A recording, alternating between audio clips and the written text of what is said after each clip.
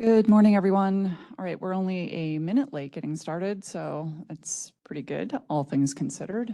Again, thank you for your patience while we ironed out the technical issues. We will get started now. I will pass it over to Trent to go through our meeting logistics, please. Good morning, everyone. Nothing new here. Just some logistics to go through. Please note that this meeting is being broadcast via webinar and also being recorded. The meeting recording and materials will be posted on the council's webpage. Only members of the committee that are online will be able to unmute themselves and participate in the meeting. Whether you are online or in the room, please turn on your mic and identify yourself before speaking. And those online, if you have any technical issues, call the ADWR help desk at 602-771-8444 or email tickets at azwater.gov. And I will go through the roll call. Please let us know if you're online or an alternate. Patrick Adams. Present. Brenda Berman. Laura Grignano, alternate for General Manager Berman. Cynthia Campbell. Present. Doug Dunham. Here online. Kathy Ferris. Here virtually. Representative Gail Griffin. Daniel Schwiebert, alternate for Representative Gail Griffin. Spencer Camps. John Kamik. Leslie Myers. Fareed Bailey, alternate for Leslie Myers. Joe Olson. Present online. Clark Princell. Here. Robin Sahid. Joe Singleton. Here. Senator Priya Sundaresan. I believe she will be joining us soon in person. Warren Tenney. Present. Sandra Watson. Ken Burns for Sandra Watson. Bitta Becker. Governor Stephen Rowe Lewis. Chairman Robert Miguel. Or Chairwoman Amelia Flores. That's it. Thank you. Okay, good morning, everyone, and welcome again to the Assured Water Supply Committee meeting. Thank you for taking the time to participate in today's meeting. I am Carol Ward, the Assistant Director for the Planning and Permitting Division here at ADWR. The ADWR staff joining us today at the table, we have Emily Petrick, Deputy Counsel, and Ben Alternator, our Chief Legislative Liaison. We also have with us at the table Jim Knupp, Deputy Commissioner at the Arizona Department of Real Estate. He'll be assisting us today with the Wildcat development discussion. And with that, we will dive right into the agenda. So today I'm going to quickly review the committee's objective and guiding principles. We'll have discussion of the Wildcat development proposal. This will be followed by an update of the progress of the Rural Groundwater Committee, and then we will wrap up with a review of other concepts that have been proposed by members of the committee. Next slide, please.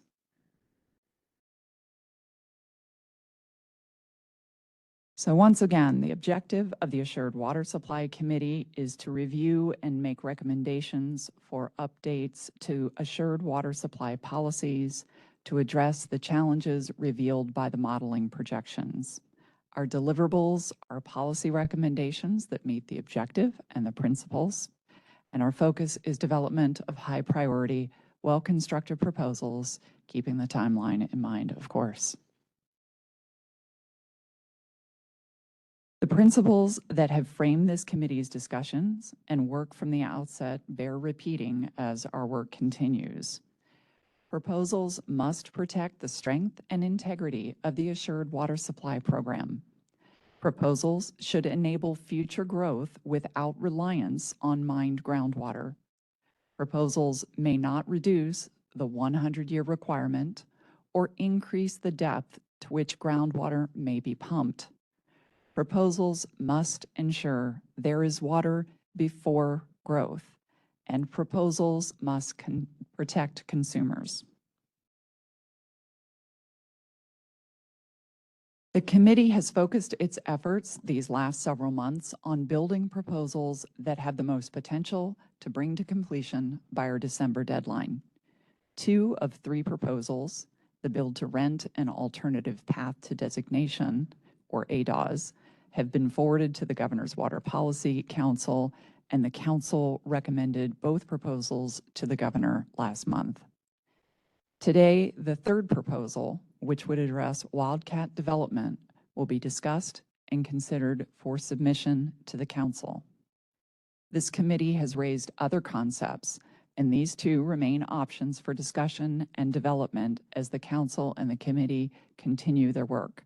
We will review those later in today's meeting. So this brings us to the review and discussion of the wildcat development proposal. I'll hand the presentation over to ADWR Chief Legislative Liaison, Ben Altenator, to walk us through the background and recommendations. Ben. Good morning. Thank you, Carol. So we had provided some initial concepts for feedback from the committee at our previous meeting on this subject. I'll go ahead and recap the challenges, the goal, and then the proposal. As Carol mentions, today we're looking for general agreement from the council on moving these forward to the full council. As a reminder to the committee and for added context and background, a subdivision is created at the county level when land is divided into 6 or more lots, parcels, or fractional interests. In an AMA, to sell or lease lots within a subdivision, assured water supply is required, but if no subdivision is created, no assured water supply is required. Continued development without an assured water supply exacerbates groundwater mining, puts homeowners at risk, and feeds negative perceptions of Arizona's ability to manage its water supply. Given the recent experience in Rio Verde foothills and interest during the prior legislative session, there was a desire in this committee to address some of the statutory provisions around this type of development to ensure that consumers are fully informed, addressed bad actors who are attempting to circumvent subdivision laws, and clarified terms such as acting in concert and contiguous with respect to these laws while maintaining the ability to legally split lots under a certain threshold.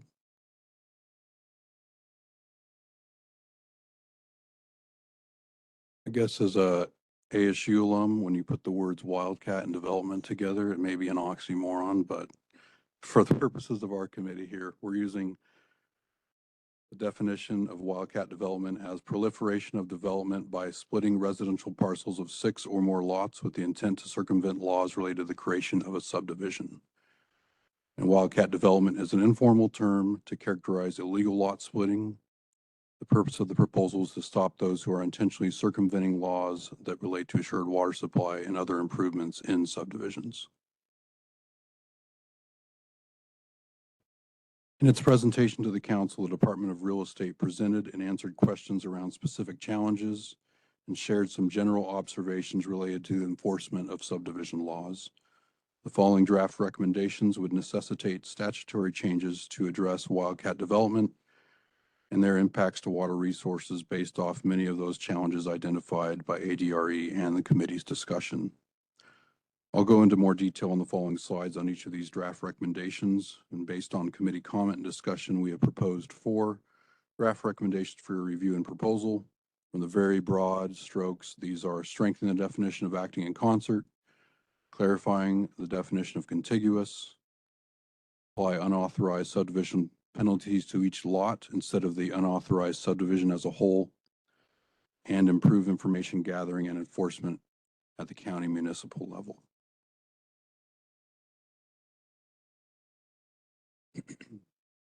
In 1997, the legislature added to DRE's definition of acting in concert, and with the addition made intent a key aspect of what the department or county must prove when finding a violation of evading subdivision laws.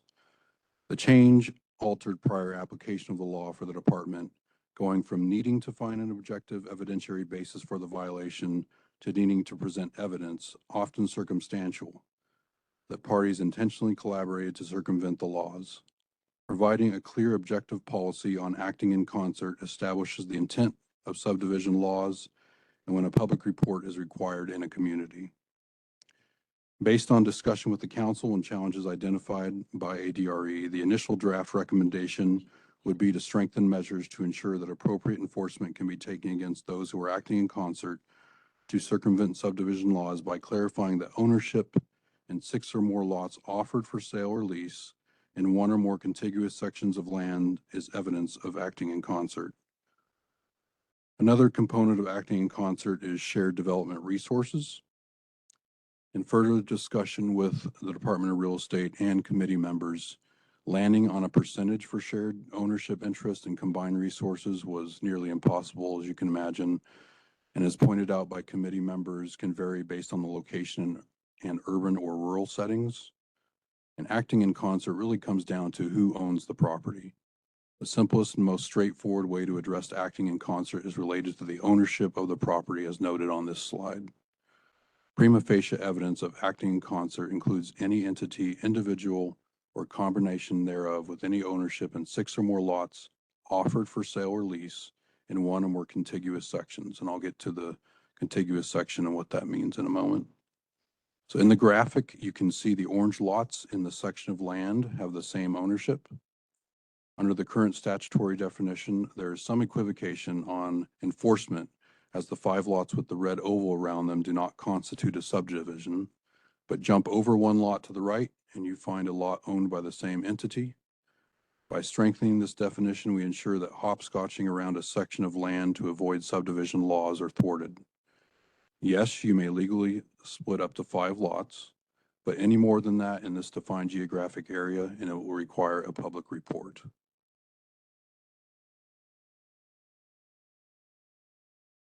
Based on our previous presentation and discussion with the committee, the following draft recommendation is provided by the department and DRE to clarify the definition of contiguous in statute.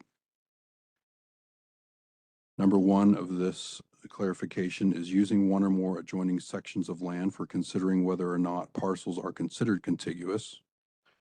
Under current practice, there is ambiguity around what may constitute a common boundary or point. To strengthen the definition, we would propose that the definition of contiguous should be viewed from the section level. It's a zoomed out view as compared to a microscale view as the metric for considering whether or not parcels are considered contiguous. A section of land is 1 square mile, 640 acres, and has been in use for hundreds of years as a land use measurement dating back to the founding of our nation when Congress adopted Thomas Jefferson's suggestion of this measurement. The second portion of this recommendation is clarifying that lots separated by a street or road are contiguous. Historically, the Department of Real Estate and the real estate industry recognize barriers as geological or man-made structures that reasonably separate lots and create distinct areas not to be considered as subdivisions. Examples include highways, mountains, rivers. In the late 90s, a statute was amended to add streets and roads in addition to highways. This has complicated the application of contiguous to a point where many current and commonly understood subdivisions would not be considered as such today. So when applying contiguous or barriers to an individual or entity who is attempting to evade subdivision law, the notion of streets and roads creates significant obstacles to enforcement. Lastly, and as a reminder, the definition of a barrier would still apply to the consideration of whether lots are contiguous or not, keeping county, state, and federal highways and other natural or man-made barriers that divide parcels as non-contiguous. So to illustrate this second recommendation, clarifying the definition of contiguous, graphic number 2 is an example of 2 sections of land. To determine if a developer is required to obtain a public report under current law, the 5 parcels with the red circle around them are considered contiguous under the current definition. Clarifying this definition of contiguous would allow for the Department of Real Estate and the county to zoom out to the section level of a map and view the section in question and any adjoining sections in question to determine common ownership interests and if a developer would need to obtain a public report. More than 5 lots offered for sale or lease would trigger that requirement. Again, the goal here is to contain this trend of hopscotching around sections of land in order to avoid subdivision laws. In the example here, there are 10 lots being offered for sale or lease, which would require a public report.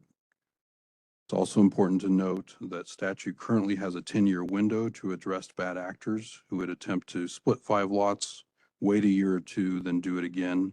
If they are contiguous, that 10-year window would still be in place. In graphic number 2, the blue plots of land in the graphic represent a subdivision of 6 homes, while across the street, the orange and green plots of land, while owned by the same entity, are divided by a street. There may be some equivocation again as to whether they are considered a subdivision given the road that separates them. And to remove any ambiguity, the draft recommendation removes street and road from the definition of contiguous, while ensuring that county, state, and federal highways that divide parcel would remain non-contiguous. For the third committee recommendation, as presented by the Department of Real Estate, current statute states that an infraction involving more than one lot in a subdivision is considered to be a single infraction and limits a civil penalty to $2,000 per infraction. This is likely inadequate, serving as a deterrent when considering overall costs and profits of subdividing and developing. By amending statute to a civil penalty per lot, the penalty becomes scaled to the proportion of the number of lots involved with the violation.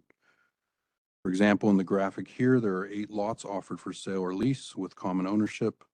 So should a civil penalty be assessed, it would be $16,000 compared to $2,000.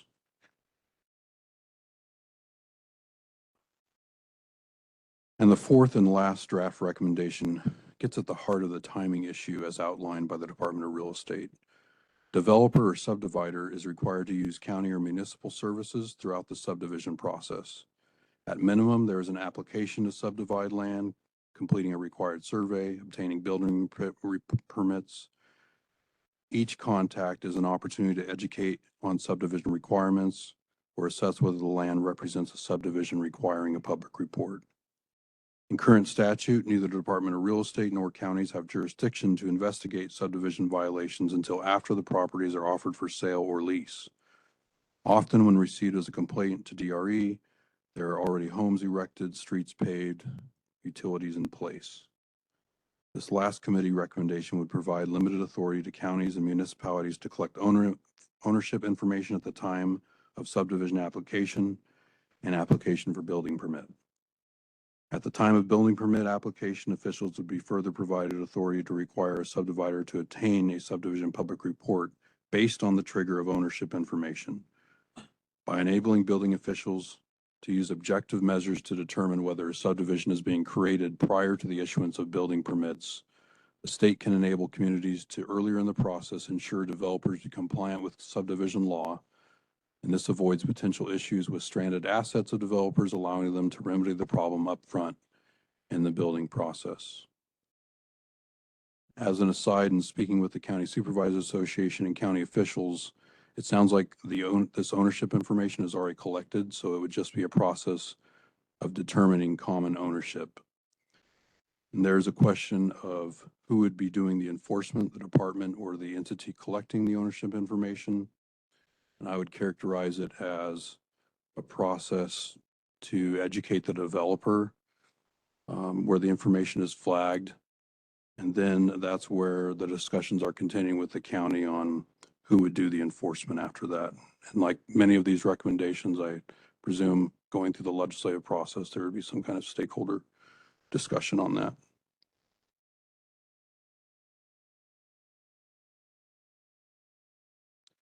So that brings us to the committee recommendation. The Assured Water Supply Committee recommends the following statutory changes to address wildcat development.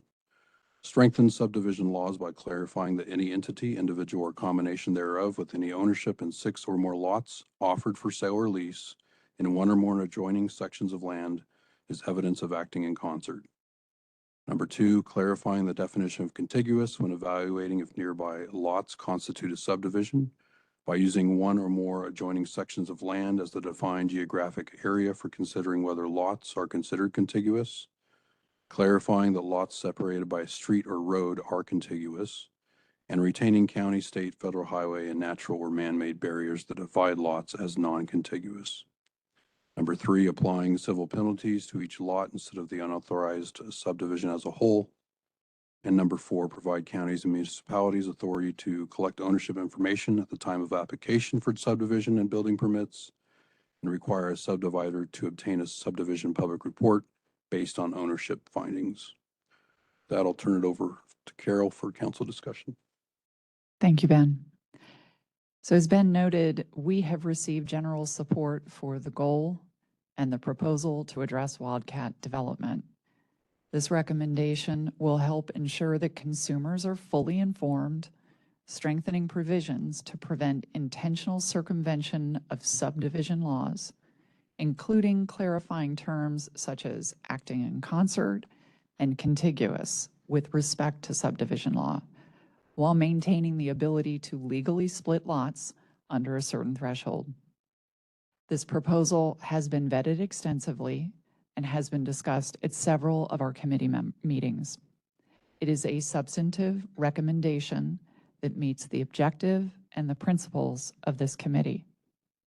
Most comments at our last meeting and in follow-up have been in support of closing these gaps and addressing an issue that has long been recognized as a problem.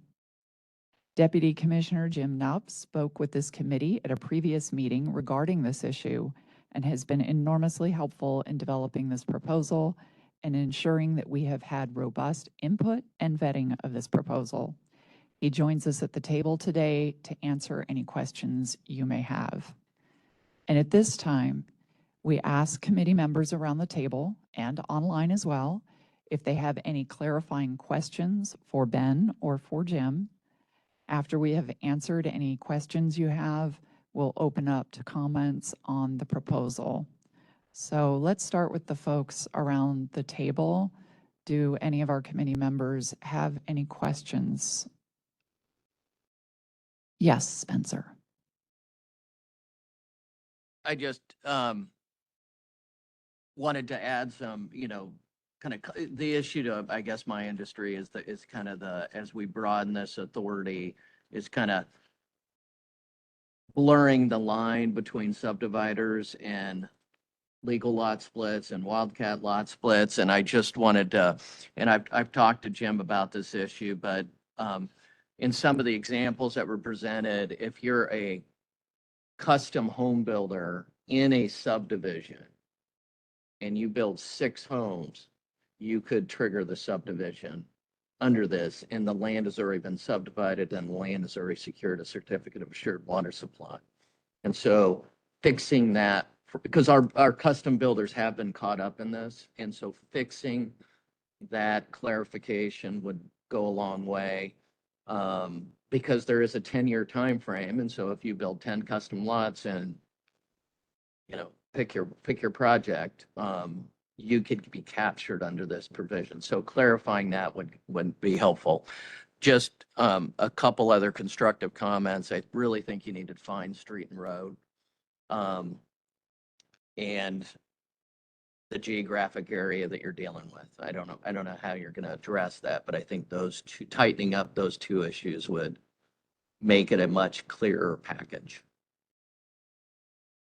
I guess maybe a question for you, Spencer. Section of land, we've been wrestling with what that geographic area is, and that seems, so tax parcel was one issue that was brought up, right? The issue with tax parcel is that it's not congruent in every county. And so section of land was, but if that isn't the right thing, I think we would be open to what is. It's just a question of what is that geographically defined area. I think I'd have to think about it, but I understand your struggle.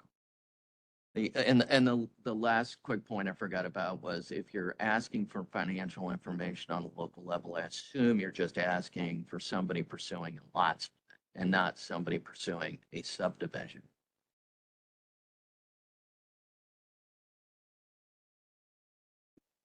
Because we would have a problem providing financial information if we're just going about our normal development process. Yeah, so I believe, just to clarify the question perhaps, as we're asking for, as you categorize it as financial information, what we've been talking about is ownership of the lots or properties. And so to the extent of being able to determine who has ownership in the lots that are subject to subdivision, yes, we would be interested in obtaining that ownership information to make that determination.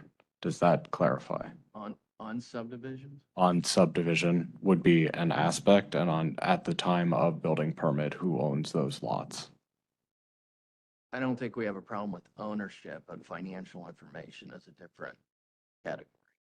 Correct. Yeah, and that's, I think the distinction is something we need to discuss maybe, but sure. And as it relates to subsequent ownership exemption, the first topic that Spencer brought up, the department as well as the commissioner of the Department of Real Estate have the ability to grant exemptions based on subsequent ownership, meaning somebody has obtained a property that has previously obtained a public report. And in our conversations, we have certainly expressed and will uphold that guarantee that we will work through those exemptions and codify them as necessary to ensure that what we do in practice is recognized throughout the industry. Thank you, Spencer. Those were very helpful comments. I appreciate it. Senator Sundaration. Thank you. I think this question's for Jim. The proposal, the committee recommendation here addresses 4 of the 5 problems I think that you'd outlined in an earlier meeting. And so it sounds like, those will get you those stronger enforcement tools to address illegal lot splitting. So the hope is that it would lead to an easier enforcement process. But my question is on implementation. Is this going to by itself make it for an easier process, and how does the existing agency resources, how would existing agency resources be able to take the tools given here and be able to move forward, or will you need additional resources to be able to, or does this cut down on the investigation kind of morass that you outlined? Thank you, Senator.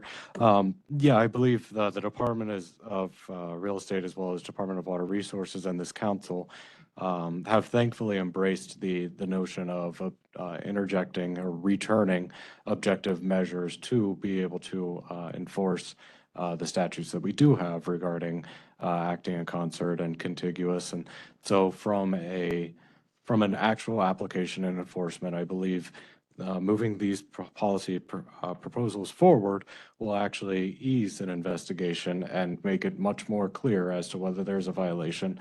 But more importantly, and I think we set out at the beginning of this process to talk about preemptive compliance. And if the more clear we are in what we are allowed to enforce is going to be much more easy on a much more easily understood by the public in their attempts to comply with statute prior to us ever getting to, or the county, to the point of an investigation. So first, I would say yes, by providing clarity to the enforcement, we will have a much more forthright and transparent job enforcing, and the public will have a much more readily able to be able to comply with the statutes.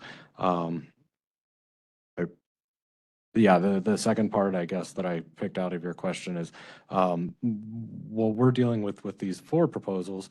1 through 3 are basically enforcement, as you said.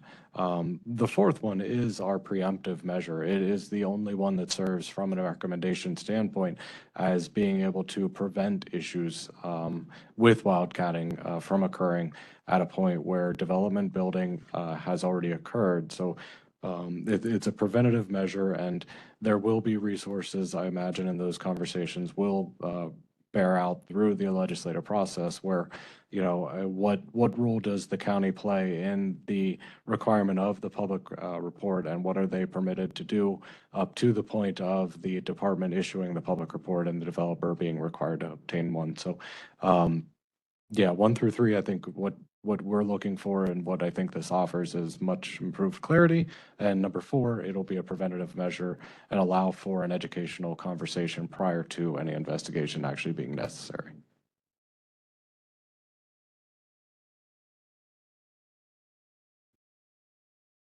All right, thank you. Any other questions or comments from committee members around the table? Yes, Clark. Carol, thank you. Just on that, on the fourth step, I think, providing further clarity on sort of what's expected across the entire development spectrum on what we need to be providing the county and cities. And then also on their side, additional clarification on what's sort of required and what's expected of them. They're also in a resource strapped environment as well. So just, I think making sure that we clearly understand what both sides is expected of them and when it is expected would be helpful. But I think that needs to be continue to work out with both Mr. Sullivan and then the league. Yes, good point. Thank you. And Daniel? Yes, thank you, Daniel Schwiebert. Question regarding the size of the area needed to evaluate contiguous. I believe a section of land is 640 acres. And so the question is 640 acre area required to determine, is that enough land? Is that more than enough land? I think a quarter section is 160 acres. So how much land do we need to look at to make that evaluation? Yeah, and that's a great question, and one that we've wrestled with council members and conversations. And to answer you, Daniel, I think we've been open and we continue to be open to conversations about what an appropriate geographic and objective size would be to apply this measure. So I think this council as well as the department have continued to be open to those communications and conversations, and we will continue even after this council meeting. Yes, Daniel.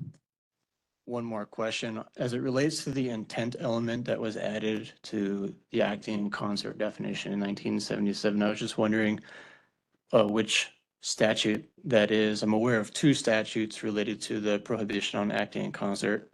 And one explicitly includes a sentence requiring an element for intent, but it applies only to the real estate licensee, whereas the other one in Title 11 doesn't have that same sentence. Yeah, certainly the actual definition of acting in concert under Title 32, Chapter 20, I think it's 32-2101. It's the very first definition includes intent as it relates to acting in concert.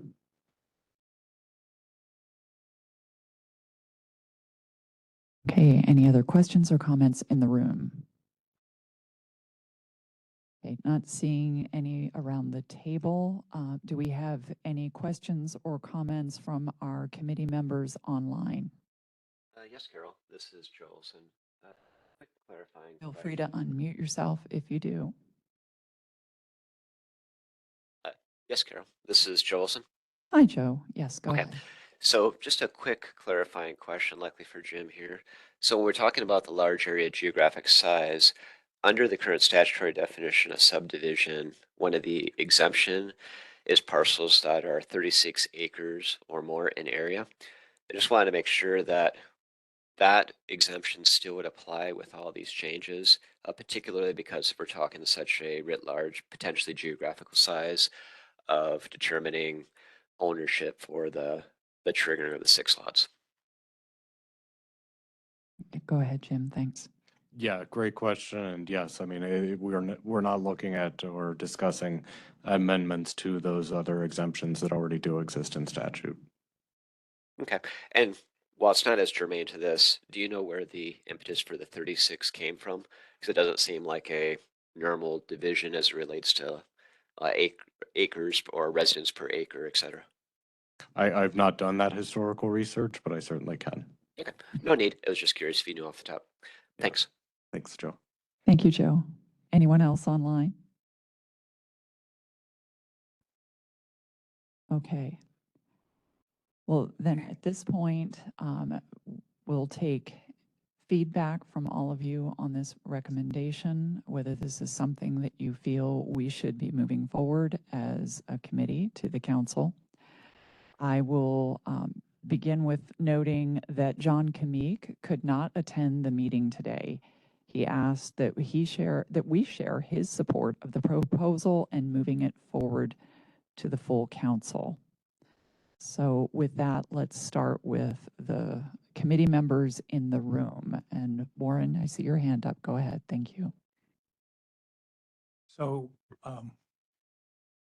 this issue came up in front of the council because of the situation with Rio Verde Foothills, and which was a completely unfortunate situation that as a state we had to experience.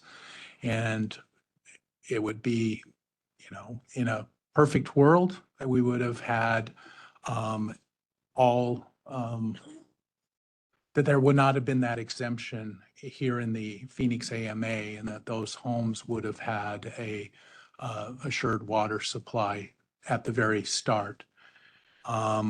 And it's unfortunate just because the outcome of that whole situation really made a very negative statement on Arizona. It did have economic impact and negative perception on not just Scottsdale, but the whole valley. And so yes, there's a lot of frustration that we're not able to really, I'm not so sure that what we have proposed here today is going to close or make certain that there is not a Rio Verde Foothills in the future. However, this is positive in going forward. It does make some big improvements for enforcement and such, so that hopefully it will help deter and prevent another Rio Verde Foothills situation from happening. So while I'm not sure it closes that whole container tightly and puts it, I do think this is a positive step forward, and think that it's something that should be advanced forward to for the council as a whole to consider. Thank you, Warren. Appreciate your comments. Yes, Ken. Just wanted to reiterate what Warren said, that the impact of the Rio Verde Foothills story, we felt it at the Commerce Authority. And I do want to say that the Commerce Authority does support this. I think it puts some clarifications in place that are needed. Preventative tools, I think, are great, so we can avoid the situation and ultimately protecting consumers. Again, the Rio Verde Foothills is a great example. Thank you for your comments, Ken. Yes, Senator Senderation. Thank you. My comments are actually very much in line with what we just heard. I think that this proposal is a great start. We should move this forward. It will do a lot to address the illegal lot splitting problems that we've seen. And I hope that we're able to move forward with this and get the stronger enforcement tools and make it more possible for our Department of Real Estate as well as city and county partners to be working together to really tighten up and put an end to the illegal lot splitting issue. I do, and so we will, want to see this move forward. I noticed it's going to require some statutory changes, so I look forward to seeing the proposal in this coming session. I do also want to highlight and underline the fact that this proposal addresses 4 out of the 5 concerns that had been brought to the council initially, and that 5th one was was really closing the loophole entirely. That this proposal does not do anything to address the legal lot splitting exemption from assured water supply rules. And I think that would really make to work on that and to close that loophole, to make sure that any housing within an active management area is subject to assured water supply requirements, would really go a long way to showing the world that we have our water regulations in place and that we are protecting residents. Because even with the current five or fewer exemption, we could very well see the problem blow up in the future. And so I will also, and my colleagues will also continue to push for amending that definition, because we do feel that every resident of an AMA deserves a secure water supply. But given the proposal that we have in front of us, I'm positive for it, and I look forward to seeing it go out of the council and to the legislature. Thank you for your comments. Other committee members? Yes, Cynthia. The city of Phoenix also supports this proposal. It's not perfect. Much the way Warren's already mentioned, it's not, and as it doesn't address all issues, but it is a very good start. And so we need to do something, and this is probably the best proposal we've seen. So we support this one. Thank you, Cynthia. Yes, Daniel. Thank you. Daniel Schwiebert for Representative Gail Griffin. Representative Griffin really appreciates the effort that the department and the members of this committee have taken to recognize that lawful lot splitting is lawful, and that there are reasons that citizens of Arizona, that residents of Arizona choose to exercise that lawful freedom. She has opened several bill folders during this interim period to address issues that this Assured Water Supply Committee has been discussing and tackling, including some that are listed on this sheet of recommendations we're discussing today.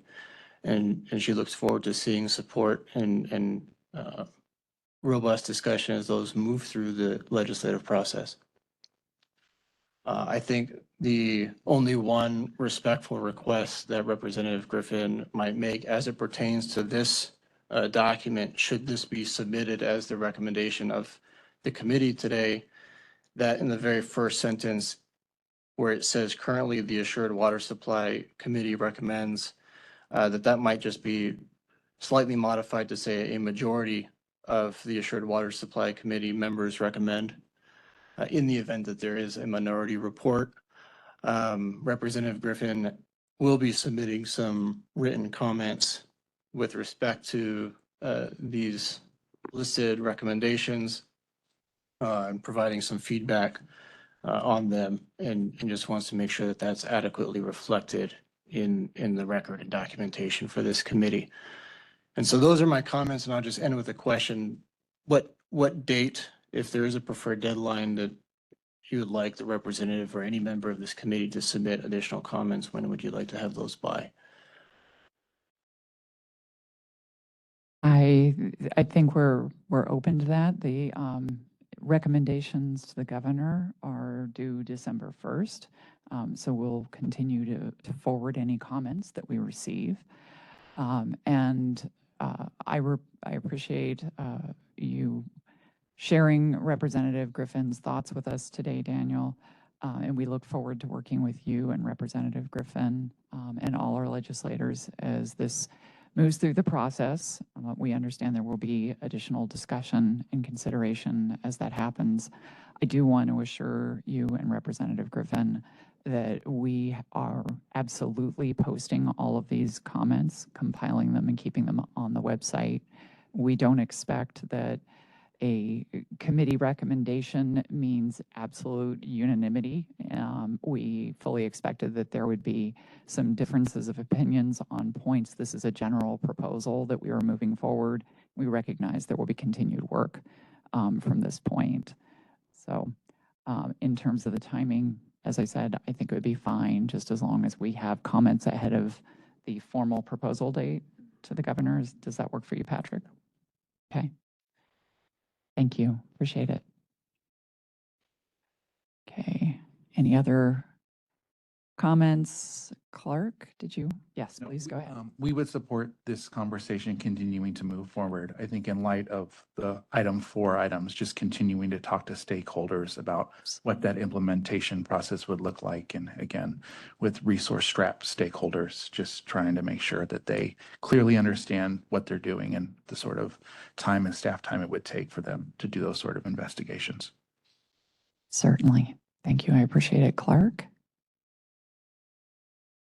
Okay, I'm not seeing anyone else around the table who wants to weigh in at the moment. So let's turn to the folks online. I see that we have a comment from Kathy Ferris that was emailed to us, so I will go ahead and read that. She says, I think this is a well-researched and thoughtful proposal. I support it. It is time to deal with this issue. We can address some of the questions raised today and going forward in the legislative drafting process. I appreciate the efforts of ADWR and the Department of Real Estate on this proposal. Thank you for that, Kathy. Okay, if we have other comments about this recommendation online, please just go ahead and unmute yourself and weigh in. Kathy, this is Joe Olson again. Yes, Joe. So I believe this proposal was certainly arrived at with a collaborative approach. There's a lot of different perspectives that were added in, and it certainly addresses many of the known issues. So as such, certainly support moving this to the council and hopefully beyond. Thanks. Okay, thank you, Joe. Anyone else online? This is Doug. Yes, Doug, go ahead. Hey, thank you. Doug with EPCOR. I know folks have mentioned the Rio Verde foothills, but we've seen this same situation pop up before. This will be twice now that EPCOR stepped in. We had the desert foothills 4 or 5 years ago, same situation. So obviously this is a problem that isn't just isolated to the Rio Verde foothills area. So with that being said, I would defer to Spencer and Representative Griffin on some of their expertise of how the details of this recommendation should be worked out. But I think it's a solution that's overdue, and we support moving this forward. Okay, thank you, Doug. I appreciate your comments. All right, any other comments before we close this discussion? Okay, seeing none, we have heard explicit comments in support of the proposal that we have before us for statutory changes to address wildcat development challenges. And we've also heard comments that there are still some issues that we need to consider and work through in the legislative process. And we recognize that. We appreciate any additional comments that are forwarded to us after this meeting. Those of you who have not spoken in explicit support, we're taking that as tacit support. So it sounds like we have a consensus to move this recommendation forward to the full Governor's Water Policy Council for consideration as a recommendation to the governor. And before we move to our next agenda item, I'd like to take a moment to congratulate all of you for the successful development and recommendation of these proposals to the governor in the matter of a few short months. This is only the beginning of the work that we have ahead of us, but it is a remarkable step forward. Our progress is evidence that we can indeed develop practical solutions and open paths forward while recognizing our limits and maintaining critical protections for our state's water supplies. Arizona's water community remains innovative and committed to doing the hard work and investing in our collective future. I'd like to offer my sincere thanks to all of you on this committee, to the department staff, to the staff of the governor's office, in particular Patrick Adams, who's been enormously supportive through all of this, and to all those stakeholders who have reached out to committee members or staff with ideas and input to this process. And thanks again to the Department of Real Estate for your help. Innumerable hours have been invested behind the scenes in this effort. It has been worth it, and it is appreciated. So thank you all. All right, well, let's move on. And this brings us to the Rural Groundwater Committee update. As members of the Assured Water Supply Committee, I expect most of you have not had the time to follow the Groundwater Committee closely. And that's understandable. You've had your hands full.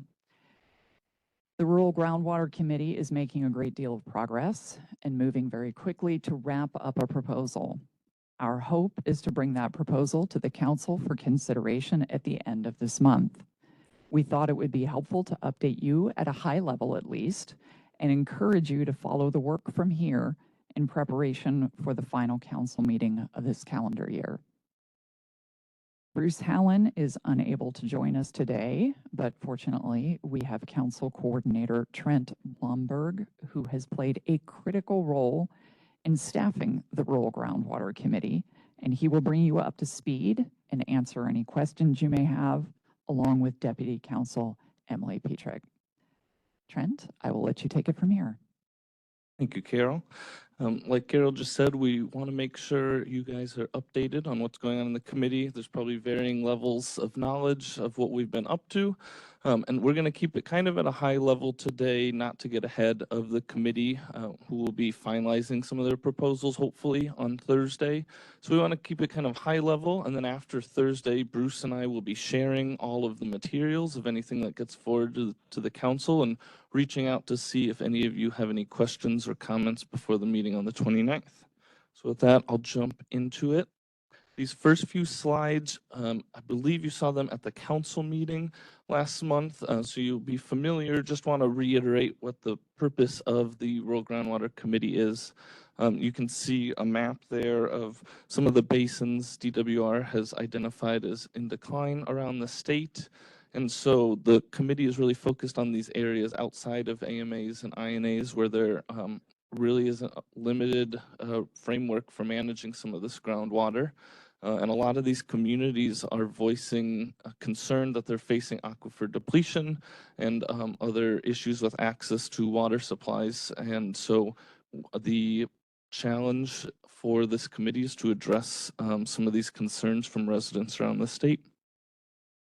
So just like the AWS committee, we've got a goal for the Rural Groundwater Committee. So by December, once again, develop policy, legislative, or other actionable recommendations for the governor to provide a groundwater management framework to assist rural communities in managing their local groundwater resources, protect water users, and sustainably manage aquifers, to assist rural communities outside of AMAs and INAs. And the key point is that last bullet, that these recommendations really need to be broad enough to apply to any basin and their management needs, but then also customizable. Some of the details can be tailored to the basin's unique characteristics and needs, population, economy, etc.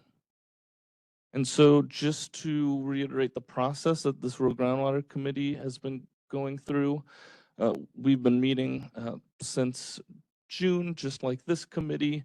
And in August, ADWR put together a first starting point framework that was based on some previous legislation, conversation with committee members, internal ADWR discussions. And since early August, the committee has been really hard at work going through these details, reviewing each section of the framework, which I'll show you later. Reach out to their constituents. We've been having meetings with committee members, a lot of discussion at meetings. And at these meetings, we are discussing components, trying to reach consensus on some high-level concepts. We're noting any alternative viewpoints. And so that's just kind of the process we've been going through, and we'll hopefully be wrapping up on Thursday. So just a handful of slides here to walk you through this management framework. We've broken it down into some key components that each meeting we've tackled one or two of these so we can focus discussion. Some of these were there at the beginning based on previous legislation, and some of these ideas, such as an acknowledgement of existing use, have come up through committee and stakeholder feedback.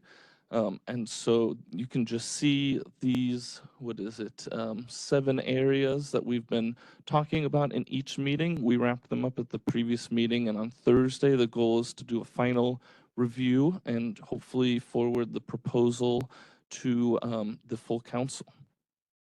So just want to walk you through what this framework will look like as of now, how it's envisioned by DWR and the committee, just to make sure everyone's clear on kind of the steps and the process of this type of framework. And so I apologize, this is a little small, but as I said, we'll be sharing these materials with you guys hopefully by the end of the week. But first step is the actual designation of what we're calling a rural groundwater management area. That's kind of the tentative name we've put on it. And so the text there, just to read for those who can't see, it's the process for ADWR or local stakeholders to initiate the hearing and designation process for a groundwater basin to become a rural groundwater management area. So this is the first step of local stakeholders or ADWR initiating it, and then it's going to go through a typical hearing process similar to an AMA. So that's the first step, is designating.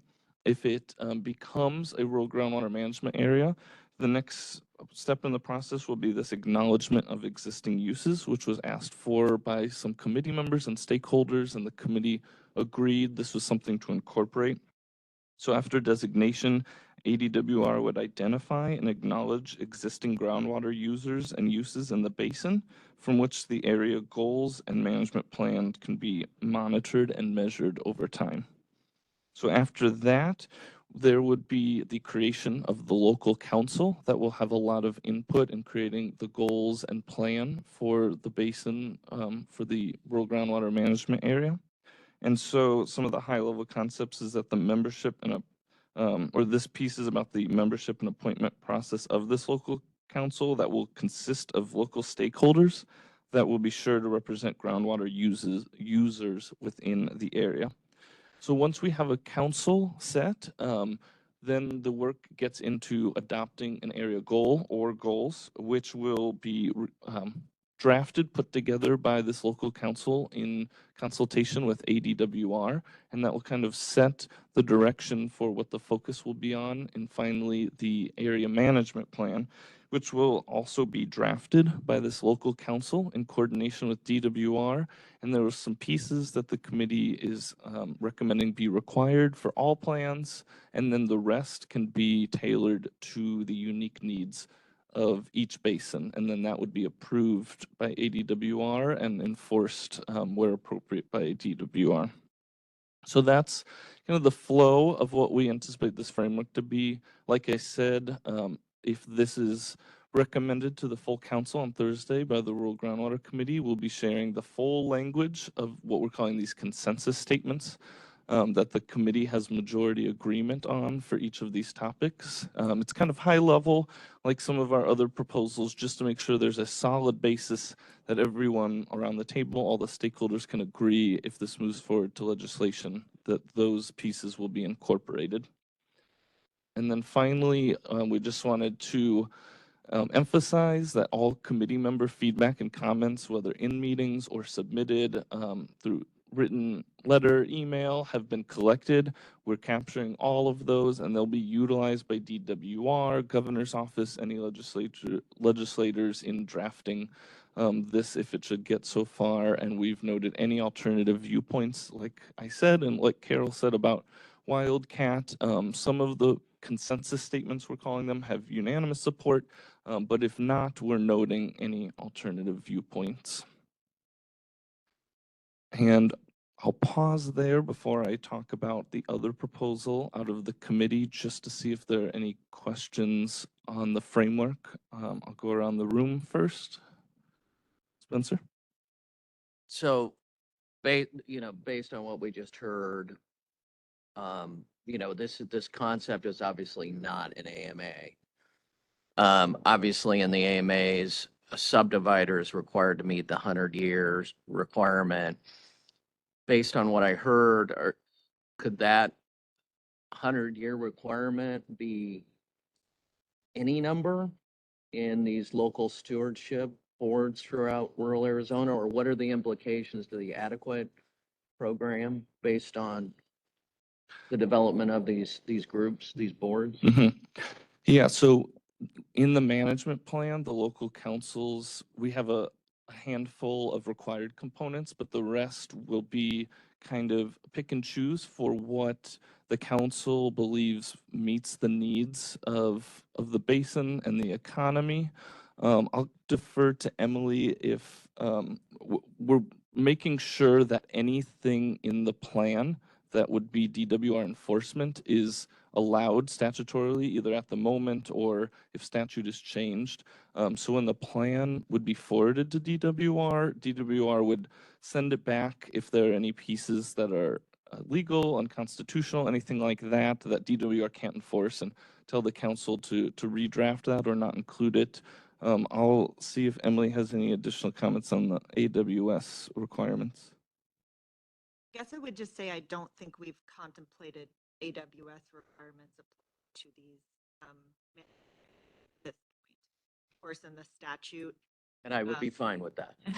In the statute, the assured water supply requirements apply within active management areas. So if they were to apply within these areas, that would be an additional statutory change or recommendation, and it's not something that has been contemplated for that framework at this point. I don't want to get ahead of the committee or what will be discussed, but that's my understanding as of now. Thank you. That's a good question. Thank you, Spencer. Warren? Not quite sure how to articulate the question, so bear with me.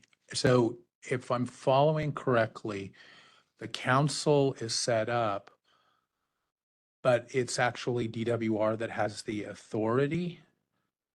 I'm trying to wrestle with, I just want to make sure that DWR is the one that is ultimately responsible, and that it's not that we're creating a council that's going to have authority over ADWR, or I'm not quite sure how to ask my question, but does that make, I'll let you respond to what I've asked so far.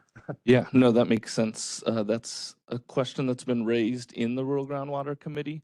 And the goal for this is that the local council is kind of a strong advisory body, definitely more responsibilities than something like the GUAC. And so their main focus is going to be drafting these area goals and the plan in coordination with ADWR, but they won't have any enforcement authority. That will be left to DWR. So if there's portions of the plan that are things that DWR has statutory authority to enforce, that will be up to DWR to implement and enforce those programs.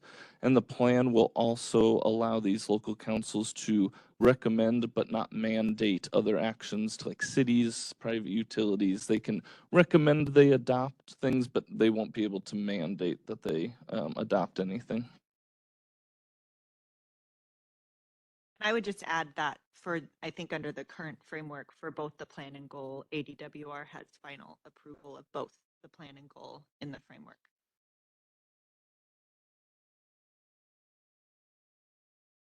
Daniel? Question related to Mr. Camp's comment. In the proposed LGSA concept that was introduced this legislative session, and which was the starting point or basis for the Rural Groundwater Committee's discussion and evaluation, there was a provision that stated essentially if the local groundwater stewardship area council had recommended as a part of their goal or their plan for the county to adopt the adequate water supply requirement, that the burden of proof, so to speak, for that county would shift from a unanimous vote to a majority vote requirement. Can you tell me, my question is, did the Rural Groundwater Committee address that provision of the LGSA framework? And if so, what was the outcome as a part of the committee's process? Thanks for the question. The committee did not get into that level of detail on the framework. That's more in the council duties and management plan details that will need to be figured out in the potential legislative process for this framework. So no, there weren't any discussions in the committee on that piece. And I would clarify too, Daniel, that although the committee looked at a lot of the proposals that had been out there previously, just to clarify, the LGSA wasn't the basis for this really. I mean, it was, we looked at a lot of different proposals and then pulled all the different pieces together for consideration from those different proposals. And would you say that that's accurate, Trent? Yeah. Yeah, at this point, there are definitely pieces from the LGSA, but it's different enough that, as you saw there, we're calling it just tentatively rural groundwater management area to let people know this is its own proposal at this point, pretty distinct. Yeah, so we didn't necessarily go over all of those different components that you might have seen in that proposal.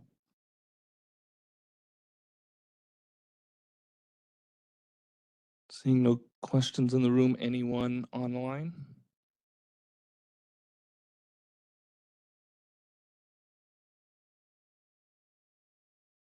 All right, I will go ahead just a couple more slides here on an update. The other proposal that could be moving out of the committee on Thursday is a measuring and reporting proposal. We've had a lot of discussion in the committee on this as well, and so I'll just kind of walk you through where we're at with it. So we have really been emphasizing in some of the data presentations from Ryan Mitchell, hydrology team at DWR, and you guys saw some of this at council meetings, that there's limited information available for a lot of these basins outside of AMAs and INAs, nearly 24,000 non-exempt wells across the state out of those regions, and there's really a need for additional monitoring and data collection by DWR so that we can properly understand the aquifer, what's going on in these basins. We have enough data to see areas where there's decline, but it's really critical for the understanding of these basins to know across the basin what the aquifer and water use conditions are like. And so the Rural Groundwater Committee is considering a proposal on this to enhance the non-regulatory assessment of groundwater conditions and use across the rural areas of the state. It's kind of a three-pronged approach that we will be discussing on Thursday. The first one is additional ADWR measuring, monitoring, and data collection in rural areas of the state, the utilization of emerging technologies such as OpenET, and then providing financial incentives for well owners or users for voluntary reporting. So in exchange for a measuring device, annual water use reporting. And so this one is a little shorter, simpler in text. A lot of discussion went into it, so I won't say it's not a complex issue, but the framework document that you'll see is going to be a few pages with all the details, and this one's just a one-pager where we're really emphasizing where ADWR has authority to collect some of this data, that they pursue those options. And so that's the only slide I've got on this, and I'll see if anyone around the room has any questions. Cynthia?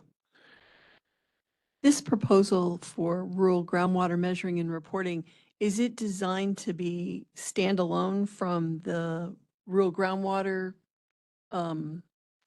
management area? And if so, is it possible that it could go forward with or without? I mean, is it designed to be kind of, it could be effective with or without the RMA? Exactly. Yep. These are two standalone proposals, and obviously the goal is to get both over the finish line. But yeah, this is a standalone piece to really increase the measuring and data collection in these unregulated areas of the state. Any other questions in the room? Senator Sundaresan? Thank you. And kind of a follow-up on this measuring and reporting piece. So the kind of the currently available data to the state is through the well registration process. And so we know where the wells are, but this would add the extra component of the volume that's being pumped, which would really, I mean, the question is really getting to the benefits, of data collection, which I firmly believe in.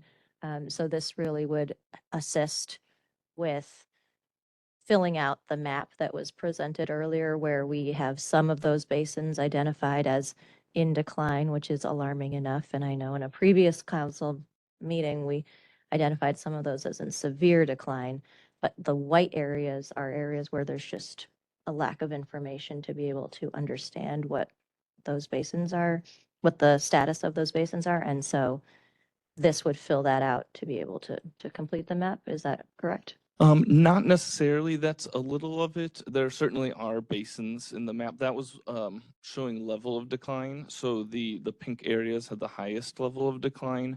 So there certainly are basins that we've shown that have very few wells, index wells from ADWR, where we lack data. But another issue is some of these basins that have been identified as priority basins, we have enough data to see that there's a significant decline, but when we look at the information we have, some of the pumping information and whatnot, we see gaps within the basins. There might be a cluster in one corner, but the whole rest of the basin, we're lacking some of this data. And so it's a little of both, tackling entire basins where we lack data, but also finding some of those gaps within basins. I don't know, Brian, if there's anything else to add, or that covered it? Well, and I'll add too that I encourage everybody on this committee to dig into the materials that are on the website. The recordings from previous meetings contain a lot of information. Ryan's laid out quite a bit about the measuring and reporting in those conversations, so it's worth reviewing. Anyone else in the room? Daniel? Thank you, Daniel Schwiebert for Representative Gail Griffin. I think this might be an opportune time to just say that Representative Griffin has been following some of the developments in the Rural Groundwater Committee as it has proceeded through the interim. She is aware of a proposal for a rural management concept put forward by Senator Sina Kerr, and she supports that proposal 100%, which she believes has broad support from the agricultural community, including farmers and ranchers, and perhaps even some rural county supervisors. When it comes to the issue of mandatory metering or measuring devices on groundwater users in rural parts of the state, she believes 100% that before any requirement such as that can be implemented, some sort of a certificate of property right must be given to those groundwater users. Thank you. And I'll just note that on the first point with the framework, thank you for mentioning Senator Kerr's. And earlier in this process, we met with her and received that document, and we looked through it very closely and incorporated some of those pieces. And so they don't line up 100%, but we're glad to have that information and some stakeholder outreach. On the mandatory measuring and reporting, right now, the framework would require that a management plan requires measuring and reporting.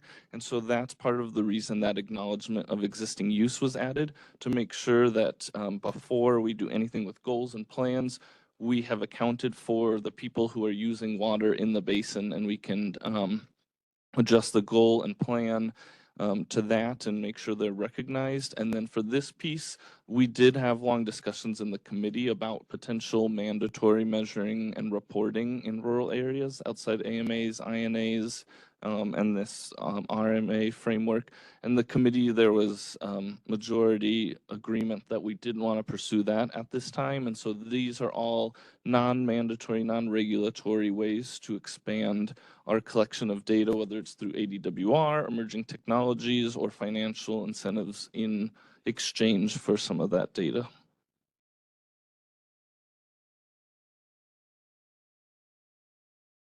If there's no more questions around the room, I'll check online.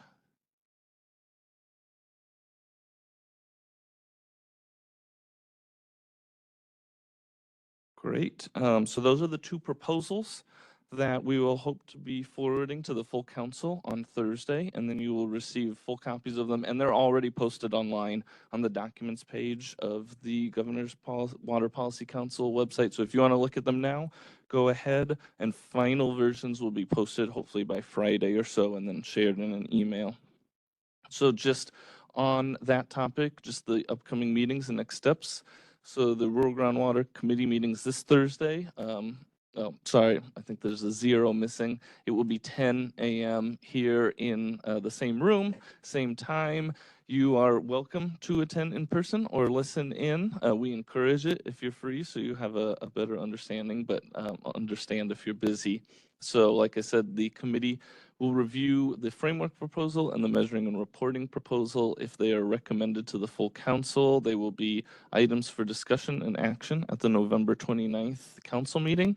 And Bruce and I will be reaching out to you all after that point, seeing if you have any questions, comments, making sure you guys understand what is in the proposal and what we'll be asking for on the 29th. And that is everything from me. So if there are no other questions about the process, I will hand it back to Carol. Thank you so much for your summary, Trent. I really appreciate it. All right, if we can advance to the next slide. Just leave it there for a moment. Just want to reiterate that I appreciate everyone's patience and participation in identifying a few high priority items out of a field of many and developing those as high-level proposals as quickly as possible to move them forward to the council. It demonstrates, again, as I said, what we can accomplish in a short time frame. And as I said, too, there is a lot of work yet to do to build these proposals out and complete them. I think virtually all of you are experienced with the time and effort that goes into rulemaking and drafting and shepherding bills through the legislature. That work is already beginning, and the months ahead will be busy. And before we turn our focus to that, we'd like to take some time today to return to the other concepts that this committee brought forward at the outset of this process. We will return to discussion and potential development of more of these concepts as we see how the rulemaking and bill drafting work progresses. So today we'd like to start setting the stage with that in mind. Next slide. So we received many pages of concepts and comments from this committee, both at our meetings and submitted in follow-up to the meetings. These were compiled into a 38-page PDF and posted to the council and committee's web pages. Submissions varied from identifying general issues of concern to providing specific, detailed policy recommendations. Given that the committee brought these concepts forward and have reviewed the online compilation, it didn't seem productive to spend the time today reading through those dozens of concepts. So for the purpose of today's review, the following is only a very high-level summary of recurring themes that were discussed and submitted by the committee. So as you know, the issue of commingling has been and continues to be a focus, and so has future infrastructure. As you will recall, ADWR built out 2 initial concepts for addressing those issues and presented them to this committee. They were set aside by the committee in favor of the ADAWS proposal, which addresses both of those issues. We also discussed the issue of retiring grandfathered rights. And in summary, there is a mechanism already existing to purchase and retire grandfathered rights. The committee at the time raised questions regarding the benefit that might be gained for the expense. And in light of the fact that there is a mechanism and given the questions, drafting an actual recommendation was set aside for other concepts that were a higher priority.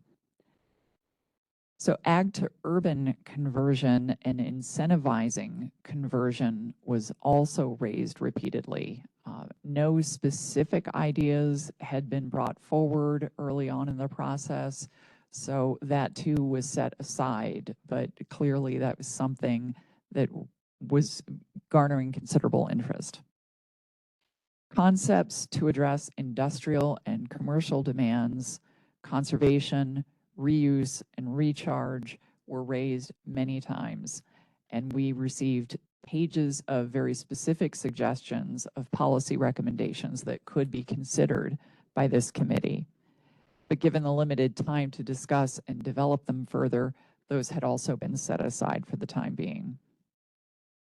In addition to these, the range of ideas ran the spectrum from eliminating extensions of analyses to alleviate unmet demand to incentivizing conservation and voluntary measures. With that, we wanted to open it up to committee members to address any of these general items listed here in our running compilation that we have online. Any additional ideas that may come to your mind, or where you feel that our focus is most importantly placed moving forward, keeping in mind this committee's objective and principles. And with that, I will open it up to the committee for discussion. Warren. So as you've noted on industrial and commercial demand, I think there's been conversations that have been brought up as we've been looking at the Assured Water Supply Program, and there's been a recognition that the Assured Water Supply Program does not address what to do with an industrial user that is coming in outside of a designated provider and then relying on groundwater. And so that is an exemption in the program. I think going back in history and just looking back at probably what was occurring in the 90s, it makes sense. Who would have known in 2023, almost 2024, we would have, data centers, semiconductors, all these large, potentially large water use industries coming in.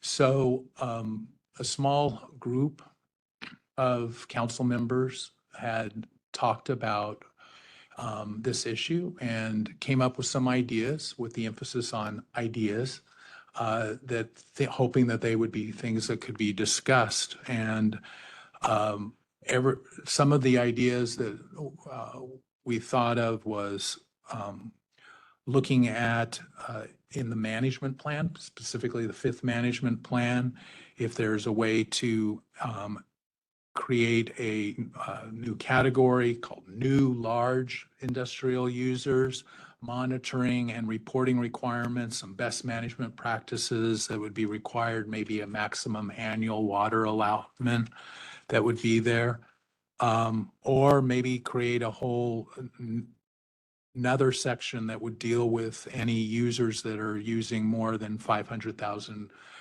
gallons of groundwater per day, and looking at that. We acknowledge that one of the reasons this is happening, or this issue happens, is because industrial users can acquire type 2 grandfathered rights, which is fine, but it'd be problematic if the use of those grandfathered rights then places more demand on the groundwater, particularly used by any other, any areas that have a demonstrated assured water supply. And so the thought was, well, could we limit the use of either type 1 or type 2 by industrial users in a way that protects existing assured water supply demonstration? At least the idea was of having the department determine if there would be any negative impact on there. So again, those were just some ideas. I think of the ideas, the one that is something that could go forward right now, I don't even think it necessarily needs a lot of discussion or debate necessarily. Maybe I'm misunderstanding, but I don't think it would need a lot of discussion or if for the Arizona Commerce Authority to consider maybe having some requirements or some principles in place that when looking at encouraging industries to come into Arizona and maybe ensuring that those industries understand all of the Arizona's water requirements, demonstrating that large or very large industrial users can be responsible water stewards, perhaps discouraging or not incentivizing industries to use grandfathered groundwater rights, but rather to be locating where there is a demonstrated assured water supply. And maybe require submittal of a water budget to the authority, or there's a host of different ideas, but maybe even just at the very beginning, just saying, we want to encourage and bring in industries that will demonstrate that water sustainability, because we want to show how Arizona can be the most proactive state when it comes to wise water use and using water as efficiently as possible. There's a lot of great examples around the valley of industries that are doing that, as well as requirements that are already in place for industrial use within municipalities. So there's a lot that could be looked at and such, but those were the ideas wanted to share, and hope that we can have additional conversation about. And again, also, encourage the Arizona Commerce Authority to start having those, considering maybe some ideas and pursuing some, how they can incentivize and encourage water sustainability through the industries that are looking at coming to Arizona. Thank you. Thank you, Warren. I appreciate that you and some of the committee members got together, the council members, to think through some of these ideas and bring them forward. Appreciate that effort, and that you raised them again here today for consideration moving forward. So any other comments? Ken, did I see you wanted to? Yes, please do.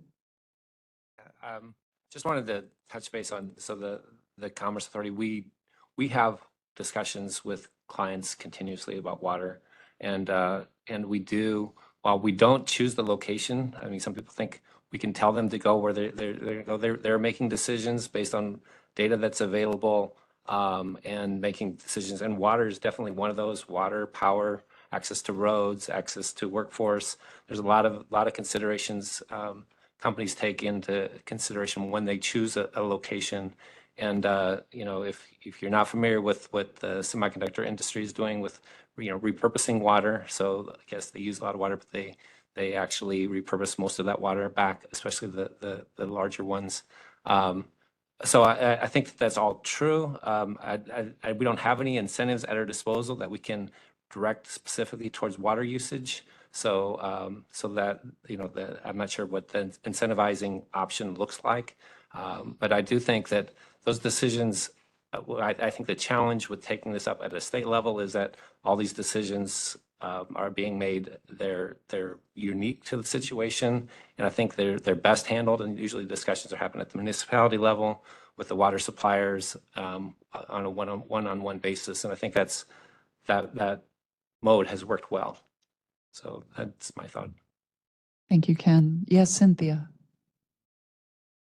I wanted to kind of echo what Warren was saying and point out that one of the reasons philosophically that industrial users were not included in the Assured Water Supply Program was the thought that it was in part a consumer protection program. Mm-hmm. And so we're trying to protect people who buy homes and make these investments that are long-term, whereas, hypothetically, not ideal, but hypothetically, if a commercial or industrial customer used up the water that it wanted to use, it could literally pick up and live and move on. And that would be no harm, no foul. The problem that we have today is that we're starting to see, especially in the rural areas, that large water users, whether they're agricultural large water users or the industrial large water users, they have an impact on the aquifer, which knows no boundaries as to parcel. And so our protection of residential customers becomes somewhat meaningless if an industrial big box can locate itself in rural Pinal County outside of municipality, but in an AMA, and then proceed to rely solely on groundwater to an unlimited extent. The problem that we have is that makes the assured water supply in those areas for those residential customers almost meaningless, because you can just pull the water out from underneath them. And so the problem of industrial customers is very real. It's not being addressed on the municipal level because in many cases it's outside of municipalities. So there is no local control available to specifically address water use. That is a statewide concern, and it belongs with the Department of Water Resources. So one of the reasons that we're advocating for, or want to see some movement on the industrial facilities is because if you've driven between Phoenix and Tucson in the last 10 months or more, you can see what's happening. And the problem is going to be is that in the event that some of those communities in Pinal County ever want to dig out of the hole that they're already under, they'll never be able to with those industrial customers coming in and continuing to pump unconstrained. And so we just think there should be a level playing field for all groundwater users in an AMA, not just ones that are residential. Thank you, Cynthia. Sounds like that topic is already generating some additional conversation. Yes, Senator Sundaration. Thank you. Yeah, and I hope we are able to continue discussing these because I think these are really important points that have been raised again. And so I hope the council can keep talking about those. I'm also going to tie in and ask about the third bullet point on the retiring grandfathered rights, which we had discussed, and we discussed there's an existing mechanism, but I think, that when we discussed it, we referred, we referred to the fifth management plan and the next steps being making sure that those management plans incorporate that. So I think, and just want to confirm really what the next steps are. So we've discussed that existing mechanism. The next step is to make sure the next management plans can move in that direction. And then what steps are we taking, I guess, from an DWR or other statewide perspective to move forward? And additional concepts that we just discussed now also highlight the importance of, being involved in that fifth management plan discussion. So maybe that's a question to the DWR folks about what beyond the council are we doing to ensure that fifth management plan does incorporate some of these discussions. Well, I think where we landed on that was we would put it aside for the time being as a recommendation from the committee because we felt that we weren't quite ready to go there yet and we wanted to focus on some other concepts.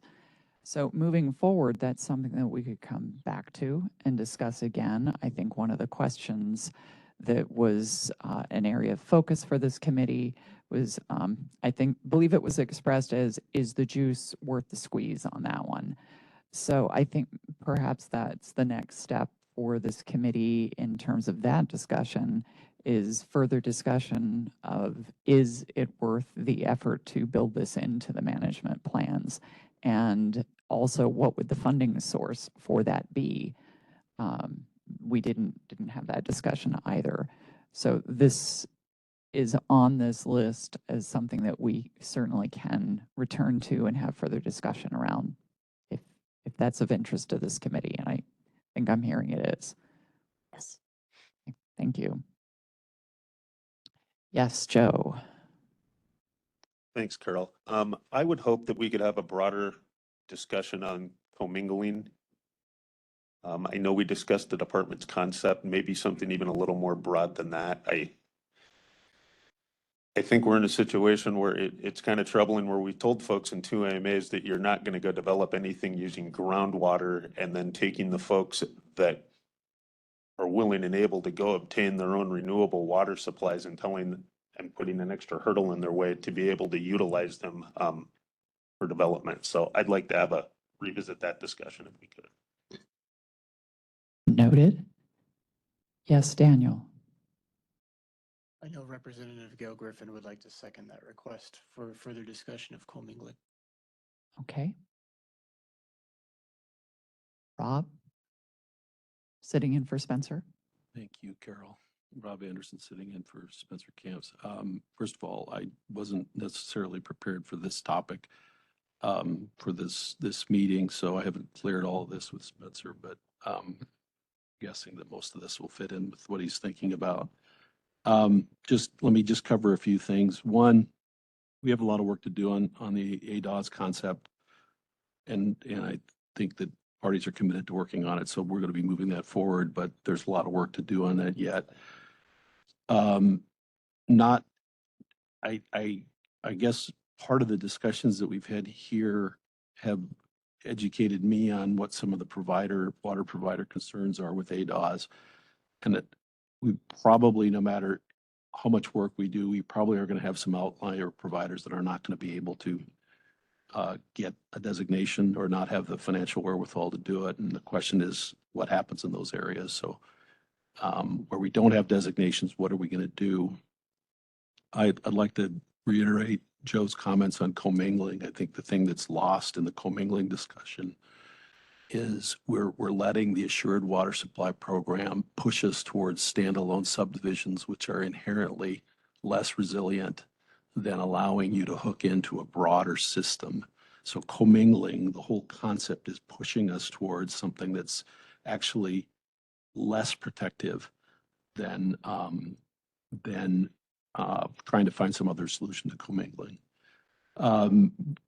Transition. I've said this before at the committee, every single major change that we've had in the world of water, including the Groundwater Management Act itself, including the developments leading up to the Assured Water Supply rules and the groundwater replenishment district, have all had transition periods. This is the first time that we've had a moratorium imposed that basically says we're not going to do anything. The governor used the phrase pause. I'm hoping that we can, while we're working on many of these more complicated issues, that we can come up with a transition. I reiterate what the senator was saying about ag to urban. This is widely recognized within the council, within our discussions, that one of our successes has been the transition from ag to urban has allowed us to not increase our overall water use that we were using in 1958. So let's get back to this concept. The discussions typically break down because of the structure of the Groundwater Management Act was specifically set up where we didn't want to be paying farmers to retire land in exchange for allowing for development. And we just have to rethink that. We have to be more creative about how we do it, because encouraging development on ag land is going to be one of the major contributions to making this all. I want two more points and then I'm finished. Back to the commingling issue for a second. Unmet demand is apparently the driving concern. Wells going dry in the model is the driving concern. The one thing we've never done is talked about, well, they're going dry because bad location or because they're part of a system that's not connected to a larger system. We've never talked about, is there simple infrastructure approaches that we could be using on a broader basis to solve that unmet demand issue. And then last, and probably the most important point, is augmentation. We haven't talked really about augmentation at all. The ADOS, in fact, is not an augmentation. It's simply creating a pathway to allow introduction of new water supplies. but we haven't really spent any time on that, in the issue augmentation, and that is really, really important. And while we can't, within the time frame set by the governor, we can't come up with, it'll be challenging to come up with solutions, legislation, rules, whatever. We have to move that conversation forward, and we need to devote more time on that. So that's what I have. Thank you, Rob. Clark. I would agree on the commingling issue. I think, there are a number of issues that we've identified as being solved in the ADOS. I think there are a number of areas that either maybe won't be ready for the ADOS on day one or may never be quite ready to make that transition. So tools like commingling that can be used in those areas until they're ready, or like I said, if they're never ready, would be helpful. So I think having a discussion around commingling would be extremely helpful. Thank you, Clark. Is there anyone online, any of our committee members who would like to weigh in? Carol? Yes, Doug. Thank you. Yeah, I want to echo most of what the comments here earlier have been. Commingling, we are never going to get all of the water providers out there designated.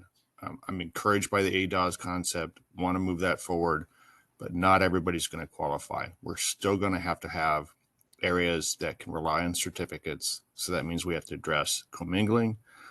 There's other ancillary issues like WaterBud and other things to be able to bring in alternate renewable water supplies to encourage development in a responsible manner, not relying on mined groundwater. So we're still going to have to be able to move that forward. I think we have to have a good conversation around both the industrial and other industrial conservations, particularly, and then impacts to new industrial users coming in to existing assured water supply determinations. I think it was mentioned that, that if those impacts continue to manipulate or multiply, that basically makes some of these assured supply decisions moot. It just takes the water out from under them. And I think we need to, as Rob mentioned, what are these infrastructure decisions that have been kind of made in the dark? Does that reflect reality? Are there other infrastructure cooperative agreements that can be put in place to help smaller systems? To encourage ag to urban, are there other requirements that we could put in place for, let's say, large new industrial users to intentionally retire specific ag uses to offset their impacts? So I think there's a lot of those related conversations that need to go forward, and I would support doing that moving forward. Okay, thank you for those comments, Doug. Any other committee members online who would like to speak? Carol, this is Kathy. Yes, Kathy, go ahead. So, some of you may be surprised that I'm not interested in allowing more growth to occur on mined groundwater. And I worry very much about the idea of a transition period. We've had 30 years now of KGRID. And KGRID was supposed to be a transition to renewable supplies. It has not resulted in that outcome. We really we're not doing our job if we try to figure out a way to allow more growth to occur on groundwater. And I don't think that the idea of allowing more certificates at this point is wise. And the reason is that if we had not had KGRID, if we had not had that 30-year transition period, we would have in place, I believe, built a more robust infrastructure to bring in more water supplies and deliver them where they are needed.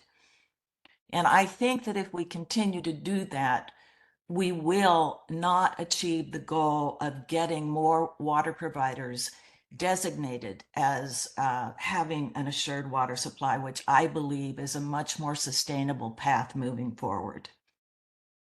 And the second thing I would say is that I agree that industrial users, especially large industrial users, need to have some obligation to show that their use of groundwater is not negatively impacting uses by those who have an assured water supply. There are ways to do that, making very small changes to the statutes that would allow the department to analyze the impact of transfer of grandfathered rights, for example, whether to issue new general industrial use permits, and I very much support taking a harder look at those issues. But bottom line, I feel we've got to stay true to the mission here, which is to enable future growth without reliance on mined groundwater and to ensure that there is water before growth. Thank you. Thank you, Kathy. Appreciate the comments. So, and moving forward, of course, we will be focused on the objective of this committee and the principles that we have laid out at the beginning of each of our meetings. Do we have any other comments before we move on? Okay, seeing none at this time. Clearly, we have a lot more to discuss. We still have big challenges ahead of us. We're all aware of that. What I really want to say I appreciate is how willing all of you committee members are, and our council members in general, to having these hard discussions and making the conversations meaningful and looking for paths forward. I think that'll be absolutely critical moving forward, and it will make us successful. So we'll return to discussion and potential development of more of these concepts as we see how the rulemaking and the bill drafting process goes ahead of us. And as I said, there's a lot of work yet to do just to build those initial 3 proposals out and complete them. So that takes us then to our next steps.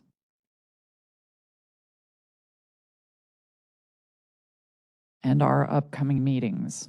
The next full council meeting is scheduled for Wednesday, November 29th at 10 a.m. We do not have any additional Assured Water Supply Committee meetings scheduled for this year. Of course, this year is coming very rapidly to a close.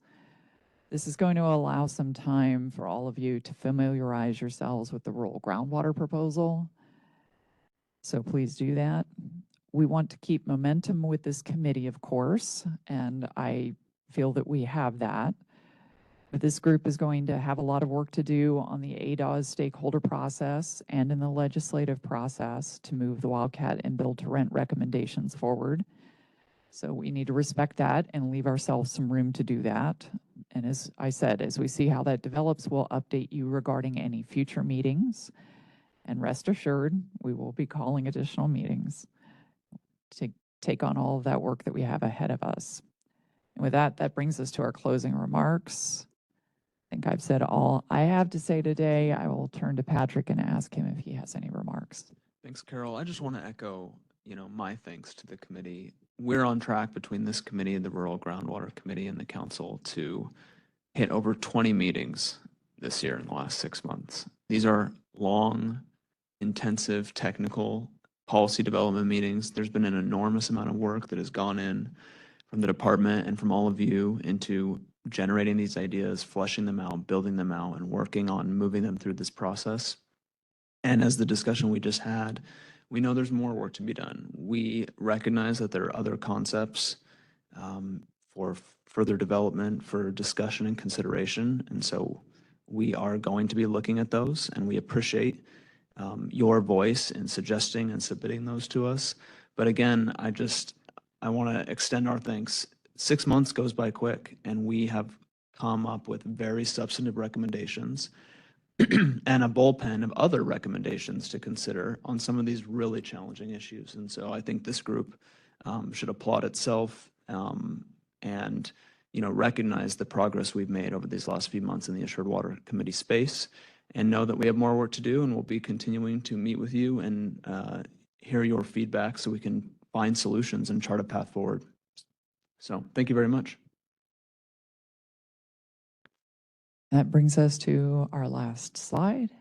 So you know where to reach us and how to reach us, should you wish to do so, and we will be reaching out to all of you to have additional conversations. I want to thank you again for your time today and over the last months. And with that, we are adjourned.